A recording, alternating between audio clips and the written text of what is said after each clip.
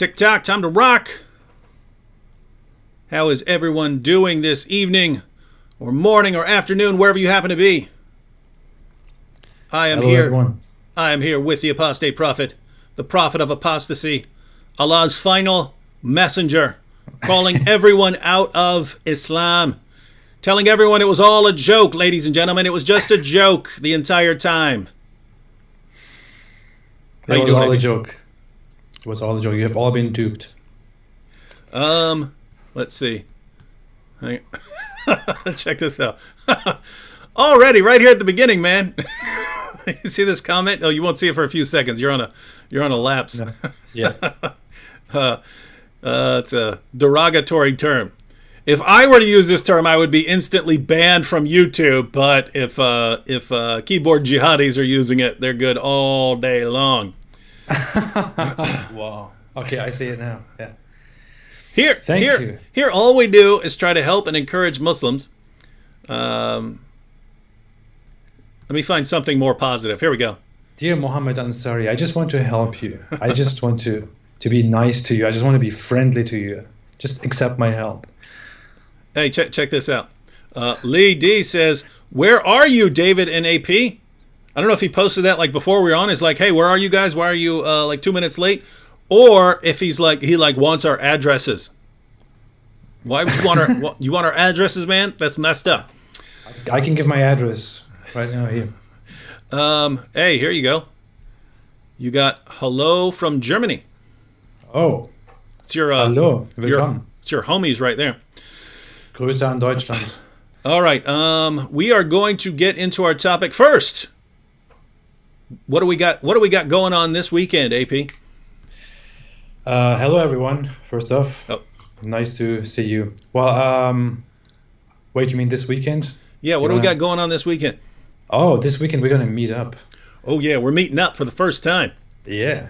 We should, we'll have to see what our schedule is going like, but if it's going well and we're getting we're getting the videos done and we have some time, maybe we'll go live. That'll be me, Vocab Malone, John McRae, and the Apostate Prophet recording as many episodes of Muhammad's Boom Boom Room as we can. And so we're going to have Muhammad Meets the Apostate Prophet, but I got some white and gray hair coloring around here somewhere.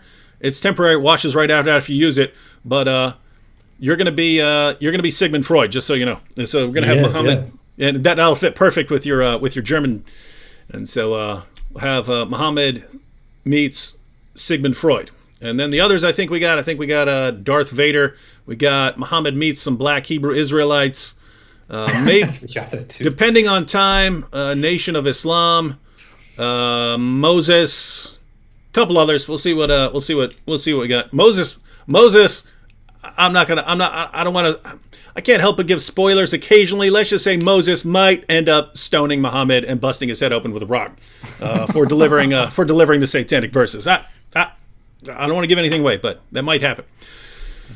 But I'm going to be in the Boom Boom Room, everyone. Apostate Prophet meets Muhammad. You're going to be in the Boom Boom Room. Hey, look at this. Luke L007 says, "The sun is setting here, and I think I saw Dul Karnain walking towards the west." Nice. Nice. It's always good when the viewers are familiar with the topic, you know. All right, while people are still signing on, before we jump into our topic, which is science, and basically most of the time here, we're probably only going to go about an hour, and the reason is we're traveling tomorrow. I leave tomorrow morning, so I have to finish editing a video, and have to pack and find a bunch of stuff and stuff like that. So we'll probably go like an hour, but we're happy to continue this because you just posted what's being called your magnum opus. Oh, yes. I'm very proud of it. Oh, hey! I don't know if you know, but I think it was either the day before you posted it or 2 days before you posted it. A Muslim was in the chat and he said something along the lines of, "The Apostate Prophet hasn't posted in a while. I think he's realizing that Islam is the truth and he's about to come back." And I was like, man, he's about to go in the Boom Boom Room. There's no way. There's no way. And then right after he said that, man, you posted your magnum opus here. So what is this thing that you spent so much time working on? I worked so long, and I worked for months and weeks. Especially the last month, I was completely. I don't know. I spent all my time that I had on this. I sacrificed my all my time that I had to do all the other stuff. But whatever. What I worked on is the scientific mistakes of the Quran. I worked on it for months. Finally, I published a 1-hour video in which I list 60 scientific mistakes in the Quran. From stars and the sun, the sky, the different objects around us, to humans and animals and the shape of the earth and all that stuff. I've listed all of it. I've explained the mistakes. I've taken a little bit of time. I think I spent an average of 40 seconds to 1 minute on every mistake. I explained them. I explained what the Quran says, what apologists say, why what apologists say that doesn't make sense, and all that other stuff. It's quite comprehensive. I could have explained so much more, but I don't know. It's an hour already. I didn't want to make it 2-3 hours. So I'm probably this is going to be here. This is the first video of its kind. There is no other scientific mistakes video that's just that is comprehensive, that deals with all of them. So that's why I wanted to do this, actually. But after that, I'll also go into discussing all of these mistakes individually in dedicated videos, because in there I can go even further into explaining what the Quran says, into all the apologetics that Muslims present, and refuting all those apologetics. So I have spent a lot of time on this, but I will spend even more time on this. There is so much more to come with this. And I don't want you to get a big head here, AP, but here's what I think is really cool, right? Like, I make dope videos. My videos are dope. I make dope videos all the time. But, I've been doing this for a really long time. These new guys that just came out of nowhere, people like the Apostate Prophet, right? Yeah. I mean, you're talking 2018. Most of the people here had no clue who you were. Yeah. And all of a sudden, you're putting out stuff that would be like the pinnacle of your career, but you just got started. And so I'm thinking, gosh, what is he going to be putting out like 5 years from now, right? If he's putting this out already and he just got started, what's he going to be putting out 5-6 years from now? That's actually what I look forward to. I look forward to the time when people are doing it better than I could ever do it. So I'm just like, what's the point of me doing it? I'm going to sit back and watch and cheer these guys on, because they're killing it there. You should keep doing. You should keep going. I have this thought sometimes. I'm thinking I'm doing all these things right now. What will I be doing? I don't know, 1 year from now, 2 years from now. But I don't even want to get carried away with all of that. I just want to concentrate on this. I want to keep doing everything that can possibly be done. I want to repeat stuff. I want to go through the mistakes again and again. I've kind of in the recent times I've found this newfound love with. Analyzing all the Quran mistakes and talking about them. It started with that contradiction around the two Marys in the Quran. I made a video about that, and then I realized how great it is to talk about this and to reveal all of that and to show it to people. And then I made another video as a follow-up on that. And then I thought, hey, this is pretty good, and it shows people that there is something wrong with this book, especially because the Quran is the only book that itself claims to be word for word directly the word of Allah, and then it comes with so many assertions that are just completely nonsense. So I'll keep doing this for a while, I guess. Yeah, and the Muslim sources are going to provide plenty of material, because I saw you mentioned doing another long video on all the historical mistakes in the Quran, and so you can go through and do those kinds of things. But then, even after you finish every single error in the Quran, you've got these massive multi-volume collections of hadiths giving the words of Muhammad. Yeah. So you got your work cut out for you, man. It's good. It's good. You got a long time ahead of you, unless you get your head chopped off. Yeah. All right. So before we jump into our topic and start going into details, there are tons of comments over here about Tommy Robinson, because that just happened today. Tommy Robinson was just sentenced today, so we've got comments all over the place about free Tommy and so on. Did you hear? Have you been following the Tommy Robinson saga in the UK? I followed it before. I didn't really follow it this week around what happened. Please enlighten us, David. Yeah, so guys, we're not gonna talk about that much here. When I said that I have to edit a video for tonight, that's the video I'm editing, right? So before this live stream, I recorded a video about Tommy's new sentencing. So that's about to come out.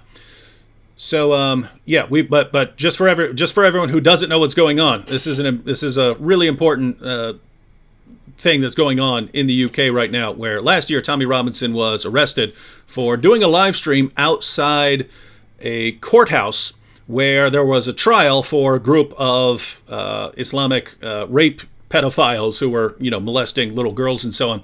So Tommy went there and did a live stream outside the courthouse. Supposedly there were reporting restrictions, although under British law they are required to publicly post reporting restrictions. They didn't, and so I don't know how people can be responsible for following them if they didn't even follow the law in posting them. But even so, Tommy was careful. He only shared details that were already in the public domain. And under British law, there can be no restrictions on sharing information that's already in the public domain. So the only details he shared were things that he was allowed to share under law. He didn't share any new information. But they locked him up anyway. At first, they locked him up for breach of peace. That's in the video when they're coming up to arrest him. They say, "We're arresting you for breach of peace." Then what was reported later in the media that he had been arrested for violating reporting restrictions, and it was said in the media that he had pleaded guilty. Turns out that was total nonsense. Once he was released, found out what the actual situation was. He was brought into court. He wasn't allowed an opportunity to plead guilty or not guilty. The judge immediately sentenced him to something like 13 months in prison or something like that, and got him off the street immediately. Didn't allow him to say anything in his own defense, just got him off there. And Tommy was comparing that with the treatment of the rape gangs who were brought into court, even though they're accused by more than a dozen young girls of raping them and so on, were released on bail. So that they could be free while they, went through their trial and so on. So that was the situation there. Eventually, Tommy was released. But more recently, earlier this year, the prosecutor decided to recharge Tommy, and the charges kind of changed. This time, the emphasis was on Tommy potentially causing these rapists. They were convicted of rape, so that's what they are. These pedophile rapists, he could have caused them anxiety by questioning them on their way to court. Now, why this is insane is that happens every day outside of courthouses, right? You're on your way to court, and reporter runs up. What do you think of what's going on? Blah blah blah blah blah. Right? Tommy pointed out the hypocrisy in that as he's heading to court, there is a mob around him. There's a mob of reporters with cameras and microphones in his face. And they're saying, "Hey, what do you think about the charges against you? Isn't it great that you're finally facing justice?" And he's going, "What I am accused of right now, what I'm going to court for, is exactly what you're doing right now." And the only difference is when he was doing it, was just him and one microphone versus them and like a mob. But it's perfectly acceptable when they do it. But when he does it, it's something you have to go to jail for. So there was all of that, and then finally the other charge against him was that he was calling for vigilante justice when. So it's reported. You go to the BBC article on his sentencing today. Look at it. It says that he was encouraging vigilante justice. He was telling his followers to go track down these Muslims and things like that, and find them and harass them and things like that. When if you look at what he actually said, he was talking about the media. He was talking about the media, what they do to people like him and others who are on the wrong side of a political issue from them. And he says, "You go to our houses, you harass us, you find out where we work, you post pictures of us, you get people fired, you go to their families, you post who their families are, you do all that stuff, and yet you don't go near those guys. If you do that if you think it's okay to do to us, why don't you do it to them?" Right? But that gets reported as him calling for vigilanteism on the rape gangs. So this is just insane. Tommy was locked back up. He was sentenced to 9 months. Part of that he's already served because he already served a few months. So really messed up situation. I think he needs to get out of there. Anyway, just wanted to do that because there were lots of comments, and I know it's an important issue right now. Again, I'll have a video coming out about this later tonight where we can chat in the comments there. As of right now, we're talking about the scientific miracles of the Quran. Now, AP, you have been through the Quran, have you not? Yes, thoroughly. And how do you reconcile your unbelief and calls for apostasy and telling people stay away from Islam when you've read the Quran, man? You know what's in there. I understand if a completely ignorant person who's never read the Quran isn't impressed, but you've been through there. You've seen the miraculous scientific knowledge about embryology and physics and chemistry and all these things. The ocean water, it doesn't mix with the river water, man. It's miracle after miracle. Mountains stopping earthquakes, all this stuff, man. So how do you justify your unbelief knowing what you know? Well, I don't know. I felt a little bit ashamed actually after reading the Quran through. I sat there again, read it through again as I did before, and I just thought about my disbelief, and I thought I was just completely blown away because of I was ashamed thinking about my disbelief because it came so late. I was ashamed that I for such a long time believed in such a book.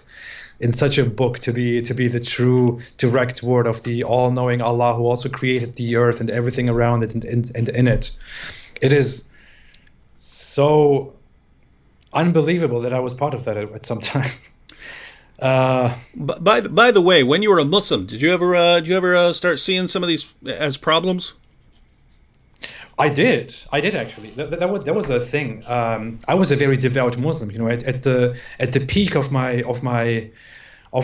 religiosity, of my religiousness, I was so much in love with it. I was so much wanting to do everything the right way, the Islamic way. I wanted to follow Allah. I wanted to listen to everything Muhammad says. I just wanted to be the best Muslim out there. I didn't have the ambition to be the best out there. I just wanted to be the best Muslim that I could be. But at the same time, I was reading the Quran, and I had these questions in my mind, especially when I read things about the sun, for example, or about stars, about the sky, and how the Quran describes these things. It was just impossible not to think about them for me or for any other reasonable person. But what I did at the time was I went out to ask scholars, to ask people who know better than I do, and I realized that they don't really have the answers, and especially on very troubling topics that can't be answered. They tell me to go and ask greater scholars, or to just have faith in it, to not question it, and I don't know, especially about the sun sinking in the Modi Spring, the sun having a resting place, and things like that. What I was told for such a long time was that I don't have the capability to understand that because I'm only a human, and only the most learned scholars understand it, and I in my position should either learn from them or give up and submit to Allah and just believe in what He says to be the absolute truth. Actually, one moment, and then you can continue. Let's pull that up on the screen since I have this technology. Let's get that up on the screen. I'll go ahead and read it. You tell us why it's disturbing, and then we'll give Muslims the opportunity to post their responses over there, and you can continue. But we just want people to know why this might be viewed as a problem. So we have here Surah 18, verses 83 to 86, and 83 is the key.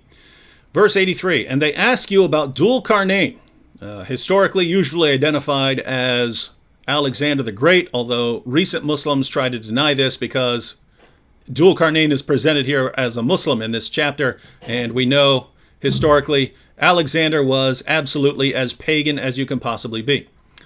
And they ask you about Dhul Qarnayn, say, I shall recite to you something of his story.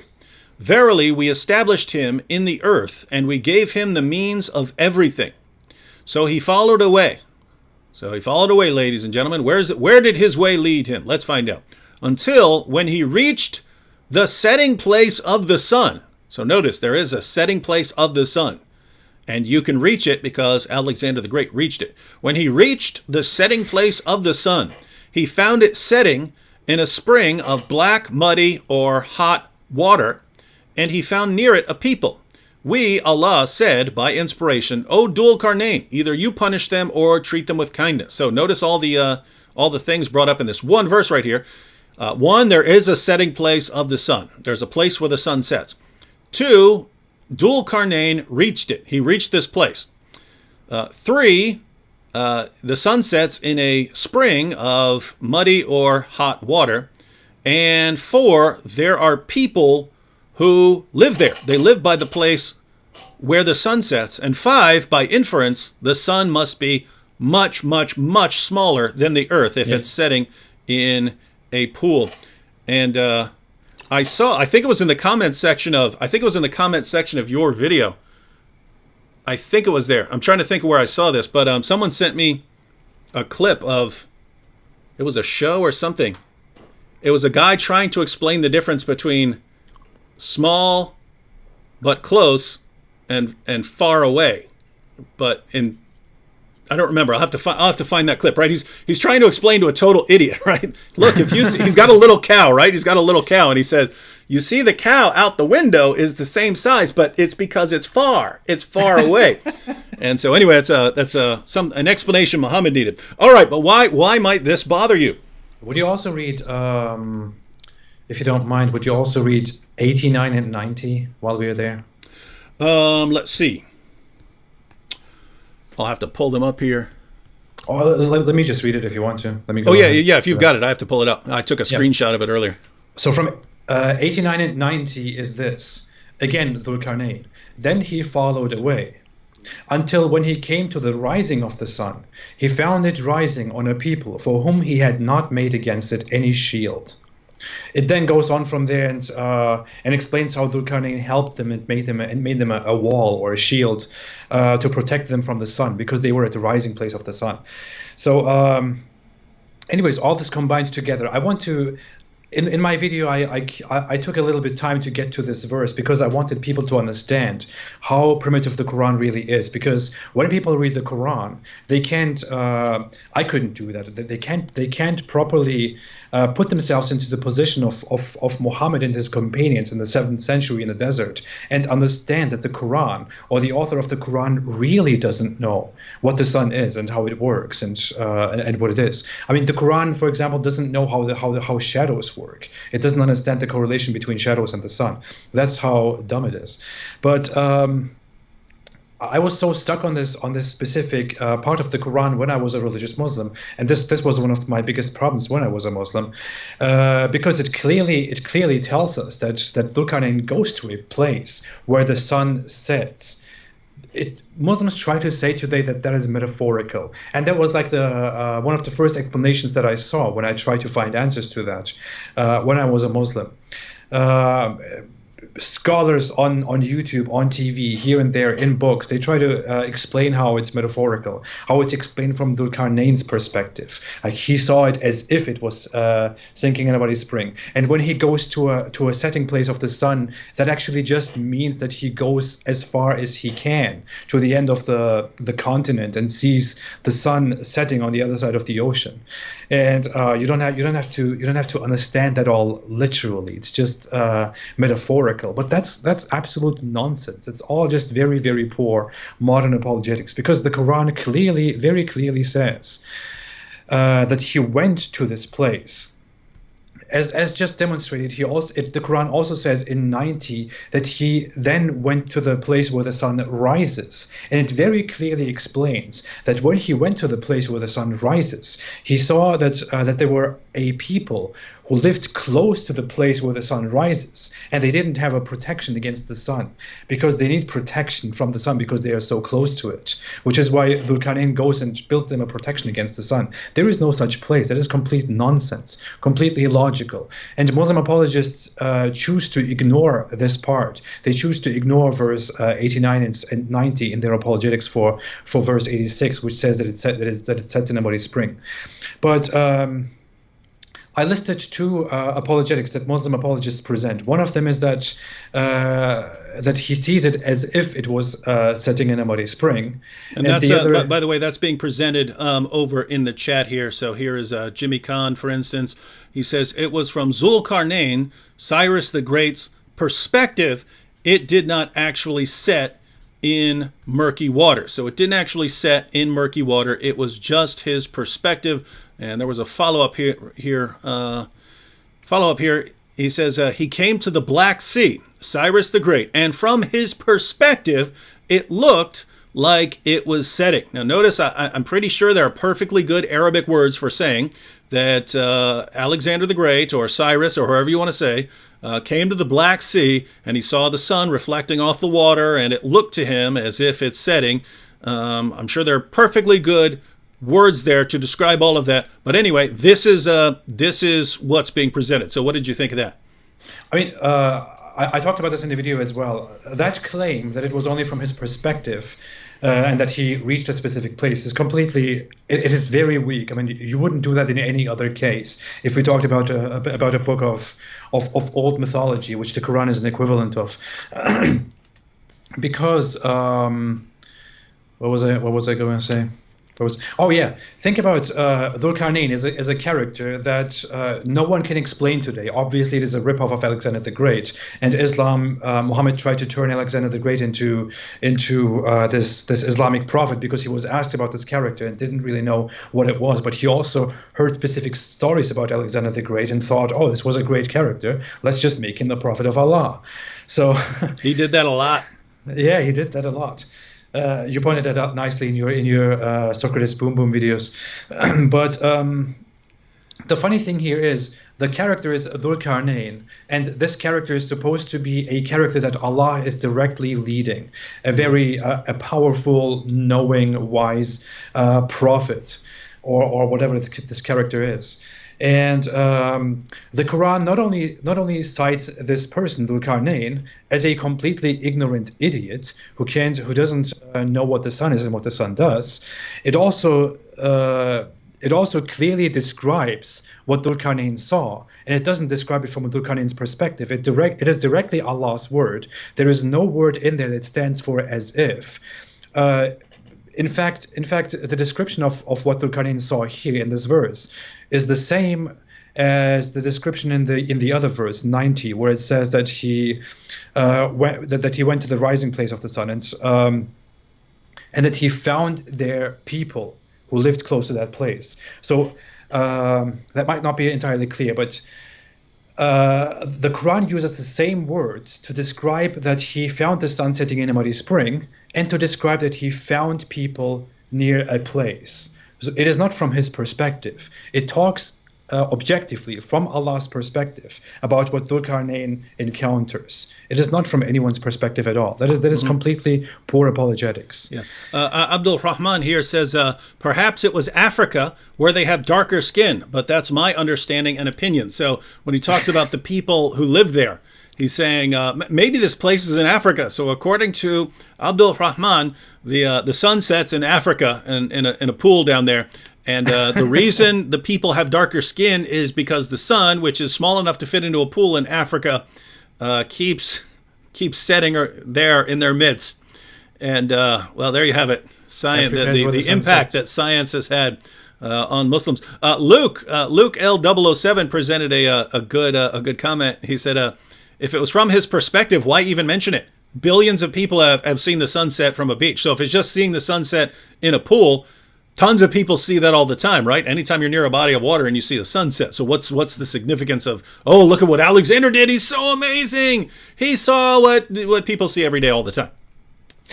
What I thought when I was a Muslim, but what I violently wanted to suppress because I didn't want to question and lose my faith. I also put that thought into this video in a small section small section at the end of this specific Quran mistake. Is let me quickly go there. As you're pulling that up, I'll read a couple more comments. Sarah G said, "I'd say it's appropriation." that's a good point to be bringing up, that Muhammad's doing literary appropriation, culture appropriation, stealing all these people's stories, stealing all these historical figures, using them for his own. Someone mentioned a little bit earlier too. Said try to find the place where the sun sets on Google Maps. That might be something fun. Maybe we'll do that in Arizona when we're out there. We can start looking for the place where the sun sets and telling getting on the GPS. We'll see what we can come up with. I had this explanation that it's a very simple explanation. If you are just very honest about the Quran, taking all the other mistakes and all the other ignorance about the movements of the earth and the sun into consideration, I just made this very simple explanation. Arabs, especially Muhammad's Arabs and other Arabs, lived at a place close to the ocean. They always saw out to the ocean. They saw the sun go down in the west, and they couldn't explain anything any further. They were completely unaware of the shape of the earth and the solar system. The author of the Quran, or the authors of the Quran, and they thought that everyone on this planet, everyone on the earth, because they didn't know that it is round, sees the sun go up and down at the same time. They imagined that the earth is widely spread, as the Quran points out multiple times. It says in more than 8 verses that Allah spread the earth, Allah made the earth a carpet, Allah made the earth a bed, Allah made the earth flat for you, whatever it says. They thought that the sun goes up and down, and everyone in the world sees it go up and down at the same time. And it always goes down in the west, somewhere mysteriously across the ocean, and no one so far has ever reached it, or we know of no one who has ever reached it. So Muhammad came here and said, well, Dhul-Qarnayn did reach it. Mm-hmm. He actually reached that sun. He walked so far, he went so far because he was so mighty that he such a devout Muslim. And such a devout Muslim, Alexander the Great, and he went to that place and found the sun setting in a muddy spring. He even went to the opposite place and saw to that place where the sun rises, which none of us have reached so far, and that is extremely primitive, but that is really what they believed in, and that is really what made this Quran verse, or what made this series of Quran verses possible.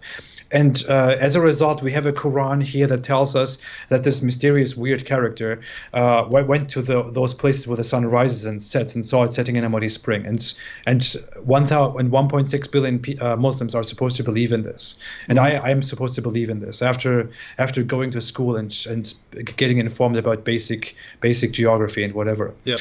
So I have a good hadith on this one.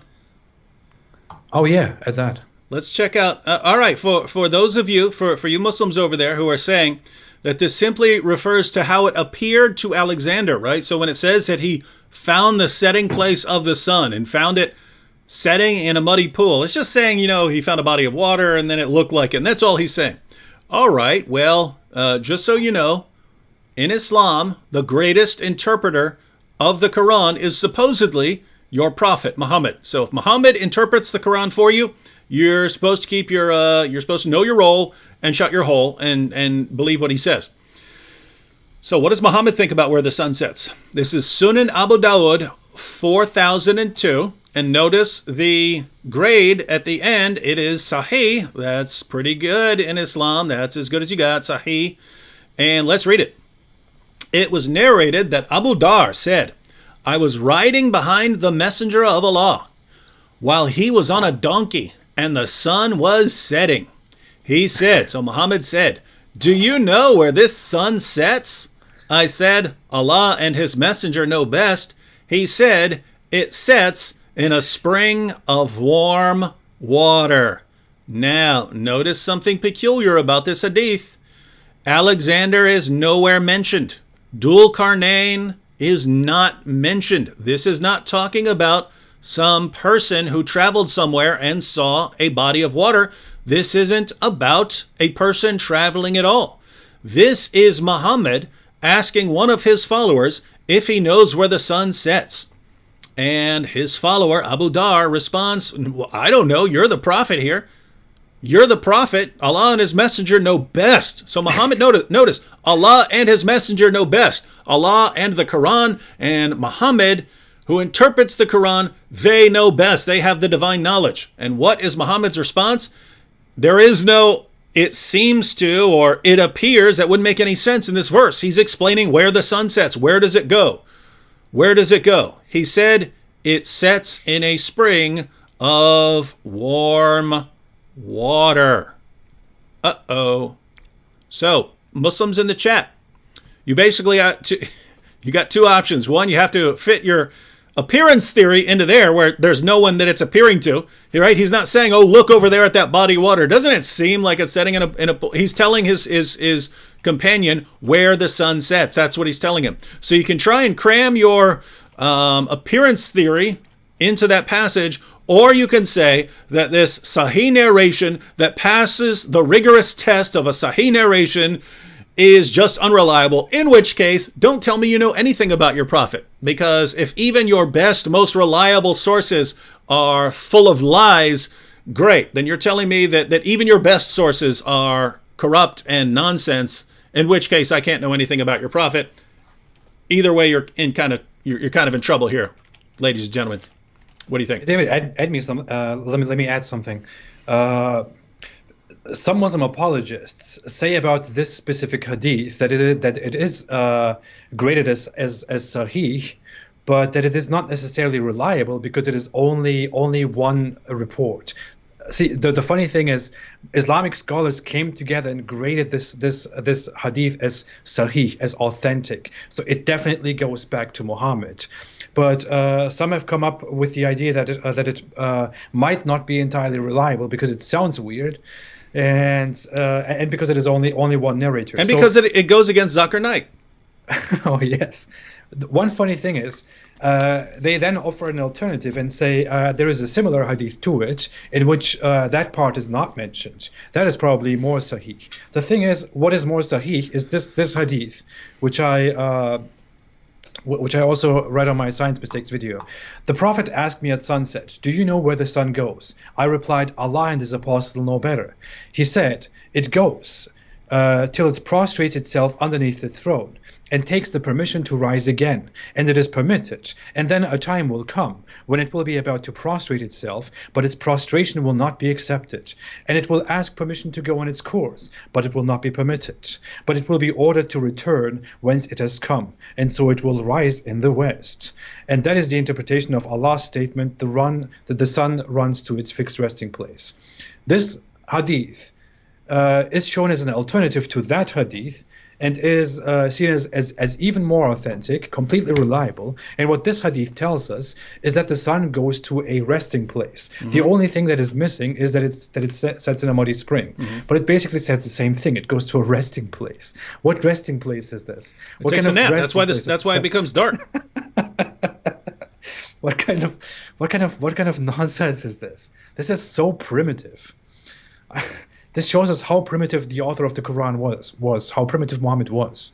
What is also funny is this is one of many hadith in which someone asks Muhammad something about the nature or about something else.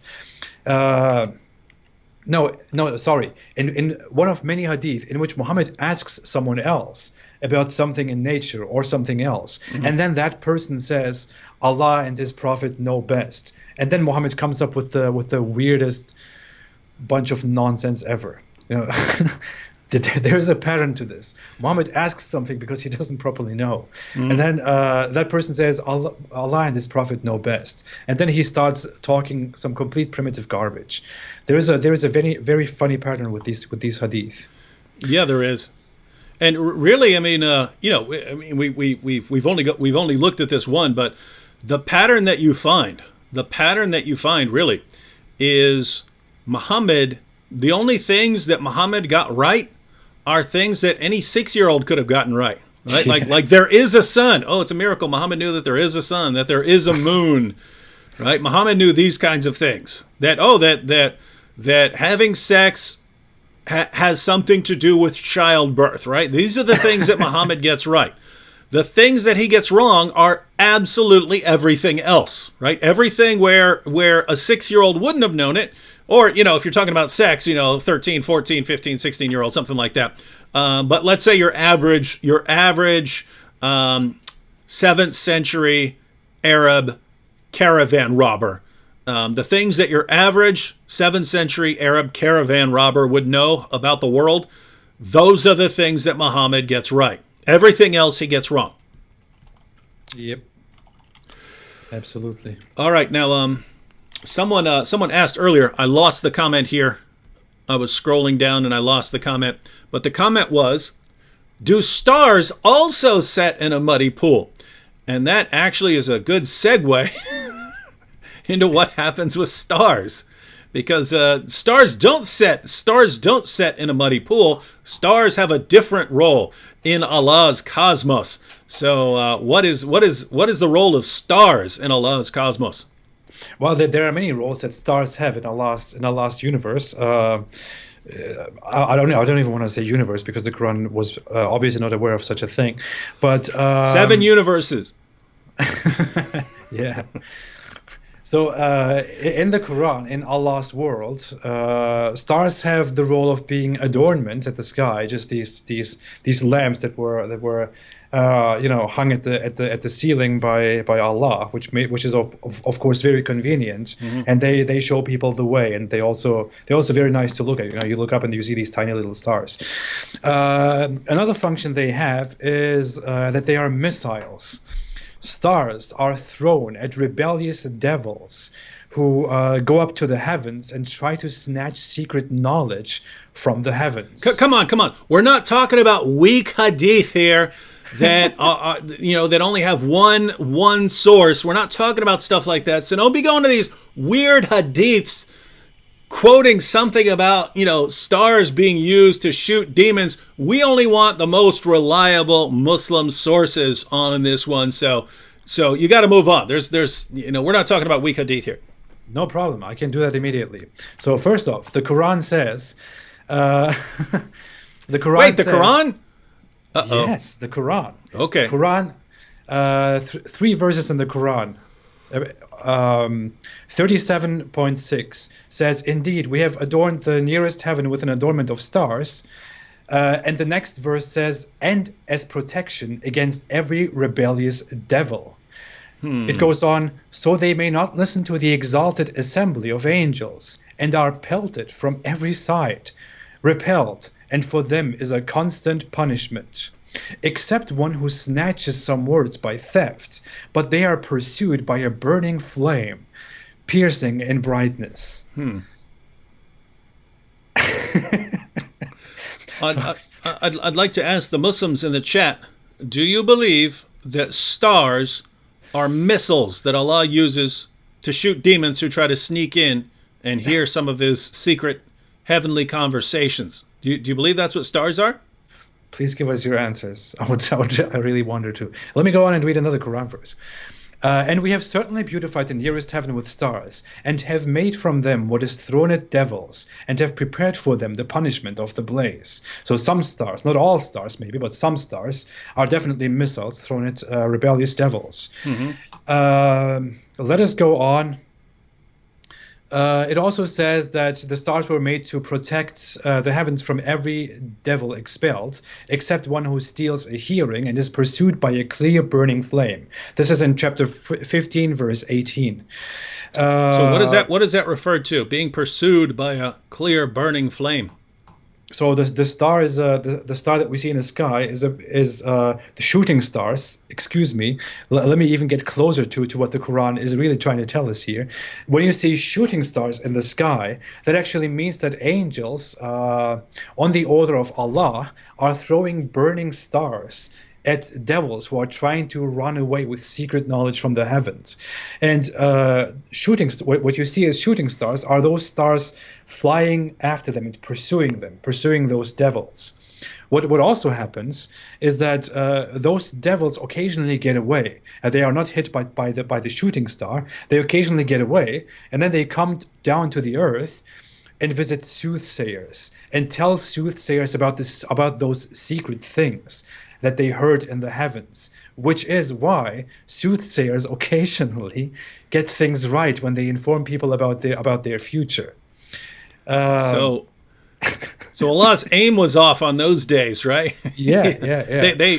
So guys, are you following this? So you've got these devils. So this is the story, right? And this is all based off Muhammad seeing a shooting star, right? Which in the ancient world, people would have thought, oh wow, is that actually a star? Is that actually a star there, right? We know today that shooting stars are not stars. They're rocks that hit the Earth's atmosphere, and and then you see the streak across the sky. So here's your prophet's story. He's sitting out there, and without the light pollution that comes from modern, lights and stuff like that, you can see a ton of stars. If you ever go to an area of the world that doesn't have a big city nearby, it is amazing how many stars you see out there. And you see way more things like shooting stars. So out in the Arabian desert, 7th century, they would have been looking up and they would have seen shooting stars all the time. It would have been awesome. And Muhammad jumps in there to spit them some scientific knowledge, because remember, Allah and his messenger know best. And he breaks down what they're seeing. Hey, do you know what you're seeing there? No, we don't know what we're seeing. Let me tell you what you're seeing. The devil tried to sneak up on Allah, roll up on him. Some devils get away with it. They're like ninjas. They can sneak right up on Allah. Allah doesn't know where they are, right? But some are a little more sloppy. They stumble, they trip over something, they bang something, a cat screeches, and Allah hears them, and he takes a big old star, which in Islam are little tiny things, and he grabs one of those, hurls it at the demon, as this demon's taking off running. Help me, Allah's gonna get me, right? He hurls the star at that demon so he can't get away. And then when you see a shooting star in the sky, it's because, pow, Allah flung a star at him, boom, smack that demon. He can't come in and tell the soothsayer the information that he stole from Allah. That way, he won't get anything right, because he won't have the information on Allah's divine council meeting. And so that's the story, ladies and gentlemen. And his followers, I'm sure, see, I try to think back, and people's knowledge was limited back then, but I try to sit back and think, no, even if I didn't know anything, I would think that's a load of nonsense right there. But his followers had to believe him, because if you start saying, no, Muhammad, that sounds stupid, you're going to get your head chopped off, ladies and gentlemen. That's what's going to happen. All right, go ahead. His people are going to chop your head off. That's how it goes. That's a fact. I mean, it is so obvious in the Quran verse what all of this describes. It really doesn't need further explanation. But there are hadith on this issue too. I don't know if I picked the right one here, but there are multiple hadith that further explain that Muhammad was talking about shooting stars, and to further explain, when you see shooting stars in the sky, it looks like it looks like a star that is moving to people, and we falsely call it a shooting star. But a shooting star is basically a meteor that is trying to enter our atmosphere and is burning up while it tries to enter the atmosphere. So it has nothing to do with stars at all. It is so far away from stars. Stars are huge, gigantic objects, like thousands of times bigger than the Earth, and a meteor is this tiny thing that could land on the ground in front of you, and you could probably kick it around. No, really. They're worth a lot of money, the ones that actually hit the ground and stuff like that. Yeah, and you can find some of them still being indirectly worshipped by religious groups, and they might attach meteoroids to their. It's part of their whole foundation of worship to go and smooch one. Yeah. We're talking about the Kaaba, everyone. the black rock at the Kaaba is assumed by many people to be a meteor too, or to be a meteorite. Meteorite is the one. Enzo 1965 said, "Why not just say be not?" Talk about one of the devils sneaking into heaven. Instead of going through and hurling a star, why not just say be not, and then it would be not. So Muhammad was obviously mad at soothsayers. It was a very primitive community, and he saw that there were people, soothsayers, who would make promises and tell people that they can foresee the future, that they can tell them about the future. And Muhammad was asked about those people. And Muhammad is claiming to be a prophet of Allah. He's obviously supposed to know more than everyone else, more than this stupid little soothsayer.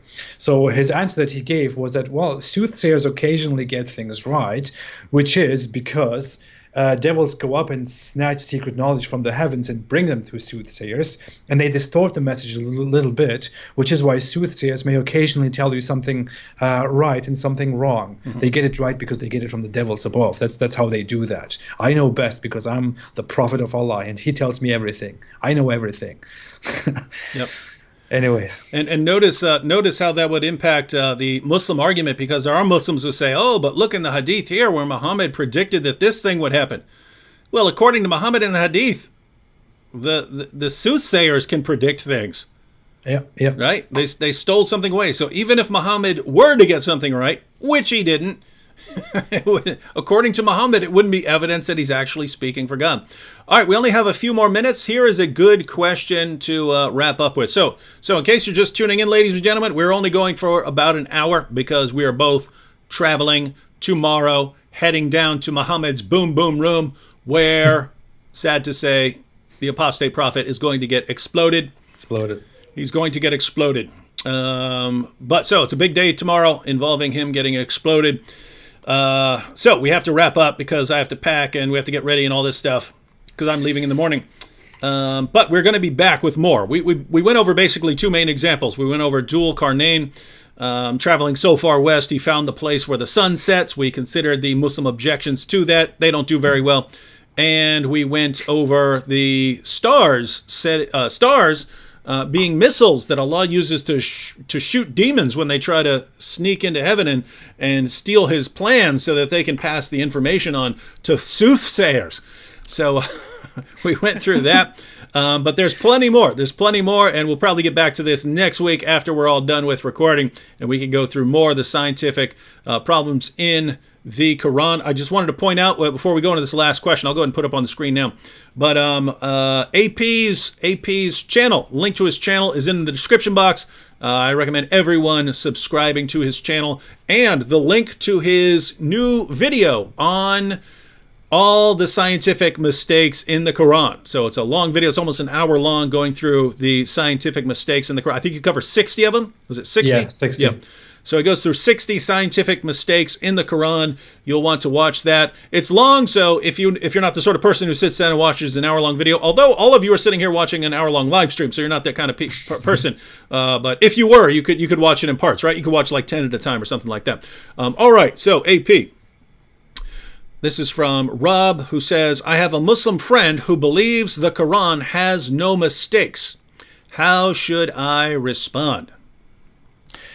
Well, I would just say show them this video, for example, or show them other lists that expose all the mistakes. But the thing is, it's a very tricky issue because when you are a Muslim, you learn from a very early age that the Quran is absolutely no mistake, that it is the most perfect book out there, and that people are trying to attack it and whatever, but Allah has protected it and He made it perfect. It is the only book in the world that has been preserved in its original form, and all that bunch of nonsense. But there is not really much that you could initially do to immediately prove this person wrong or to immediately convince them. But I think a good place to start would be to ask them why they are so or how, on what basis they are so convinced that the Quran has been preserved in its original form. There is no basis for that. Mm-hmm. The claim that the Quran has been preserved in its most original form is only supported and proven by other sources that are just as dubious as the Quran. Mm-hmm. So there is no actual proof to that, and you don't have an example of the first Quran. There is no such thing existent. Secondly, so with that, if you find out that there is no proof that the Quran has been completely preserved, it could mean that the Quran is entirely unreliable in everything it says. Especially if that book makes such a claim that it is the truest word directly spoken by Allah and it has been preserved and so on. But from there on, you could then immediately go on. You could pick up my list of 60 scientific mistakes. There is so much. I put months of work into this, really. You could always look at David Wood's sources. You could go on Answering Islam, which is a very nice source that I used, where Sam Shamoun made some very nice lists. You could check Wiki Islam, which has also very well written summaries on all these subjects. But one of the things I would say is just go and start reading chapter 18, verse 83. Go on from there. Read it through till 1890, or even further if you want, and just go through those and try to make this Muslim person ponder on these Quran verses a bit. There is really not a way to get out of that, out of that mess. Yep. In addition to that, Rob, I would say, whether you're talking to a Muslim or non-Muslim, if someone's making some claims that you're interested in challenging, a good place to start is always to start with a couple of questions. And one of the most important questions to ask someone who says, the Quran has no mistakes. I believe that the Quran has no mistakes. The most important fundamental question to ask at that point would be, how did you come to that belief? Or how did you come to that conclusion? Because there are two possibilities here, right? There are two main possibilities. Either he concluded that the Quran has no mistakes by spending years studying the Quran and looking through all of the supposed errors and realizing that there are powerful responses to them, and that they upon closer examination, they all turn out to be absolutely correct. Yes, upon closer examination, you realize that stars are missiles that Allah uses to shoot demons. It's what scientists have discovered, right? So either he believes that the Quran contains no errors because he spent years of researching it, in which case that's extremely unlikely. It's extremely unlikely that that's how he came to the belief. Far, far, far more likely that he's simply been told all his life from his imam and from his parents that the Quran contains no errors. He's heard it all his life, and he watched Zakir Naik on YouTube. So it's far more likely that he came to it that way. But you want him to bring that out. You want him to acknowledge that, so that you want him to acknowledge. Yeah, it's not because I read it. It's really because I trust my dad, and I think my dad's a really knowledgeable guy, something like that. And then once you've gotten him to acknowledge that, then you can start asking questions. Hey, is it possible that your imams are wrong? Is it possible that your dad is wrong? Because keep in mind, lots of dads tell their kids things. Lots of religious leaders tell people things. A lot of them have to be wrong because they contradict each other all the time. Is it possible that they're actually wrong? Or if it's impossible, tell us how they got this infallibility or something like that. So get a couple of questions like that along the lines, and then somewhere along the line say, if you were wrong about your belief in the Quran, would you want to know it, or would you want to continue believing something false about God's revelation?